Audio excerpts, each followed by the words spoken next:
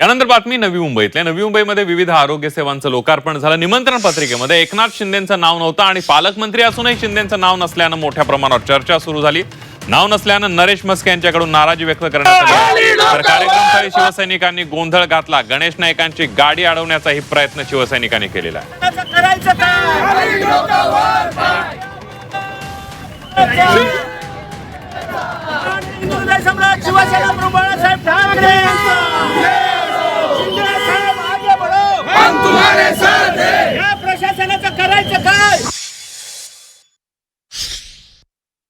शिवसेनेची आणि भाजप, पण शिवसेनेची एक हाती सत्ता आहे. यापूर्वी सुद्धा शिवसेनेची एक हाती सत्ता होती युतीशिवाय.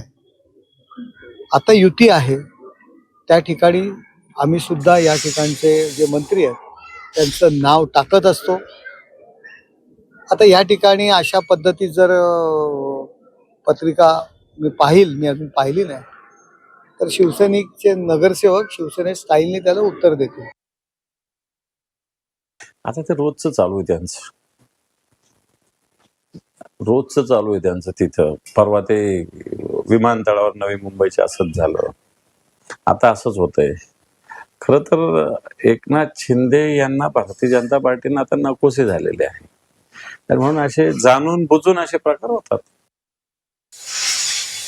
मी गेल्या वेळेला सुद्धा मुख्यमंत्री साहेबांना सर्व कॅबिनेट समोर हा विषय काढला होता. स्वतः मुख्यमंत्री साहेबांनी सक्त सूचना दिल्या होत्या. काही लोकांचं लेखी जबाब त्यांनी मागितलेला आहे. आणि जर असं सातत्याने होत असेल तर मला वाटतं हा विषय गंभीर आहे.